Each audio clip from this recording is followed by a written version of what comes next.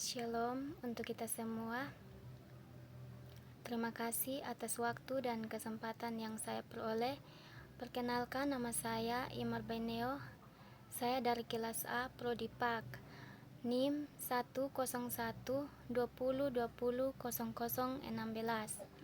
Dan tidak memperpanjang waktu lagi, saya langsung presentasikan hasil kerja saya tentang periodisasi sejarah gereja Indonesia menurut Fridolin Ukur. Periodisasi sejarah gereja Indonesia adalah peristiwa-peristiwa yang berhubungan dengan gereja di Indonesia pada masa lampau. Ada yang memulai sejarah gereja Indonesia dengan kehadiran gereja Katolik di Indonesia pada masa lampau dan seterusnya.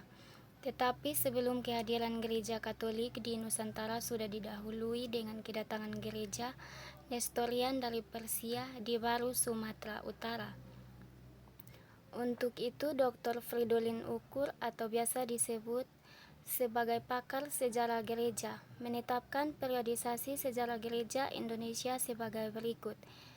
Yang pertama, prasejarah gereja di Indonesia pada tahun 645 sampai dengan 1930 atau 1935. Masa ini dibagi dalam beberapa periode.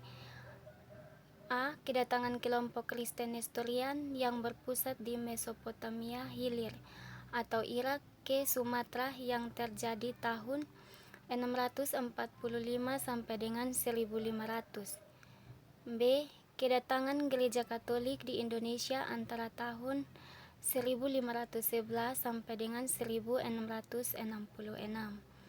C. Tersebarnya Kristen Protestan ke Indonesia antara tahun 1605 sampai dengan 1910.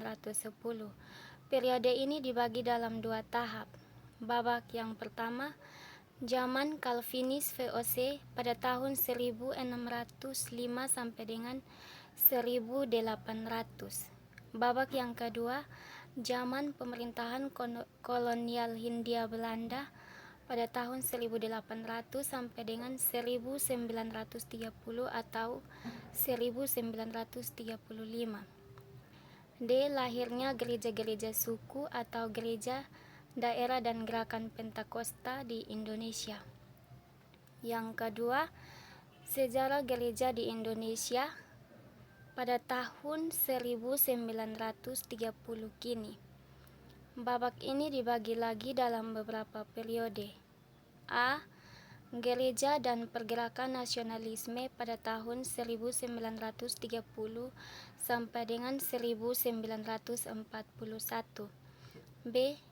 Gereja di masa pendudukan Jepang pada tahun 1942 sampai dengan 1945. C. Gereja di masa Perang Kemerdekaan Republik Indonesia pada tahun 1945 sampai dengan 1950. D. Gereja yang bertumbuh atau tinggal landas pada tahun 1950 kini. Dan yang ketiga atau yang terakhir, alasan mengapa saya menggunakan periodisasi dari Fridolin Ukur, karena penjelasan dari beliau mengenai terbentuknya sejarah gereja atau peristiwa-peristiwa yang berhubungan dengan gereja di masa lampau. Sekian dan terima kasih.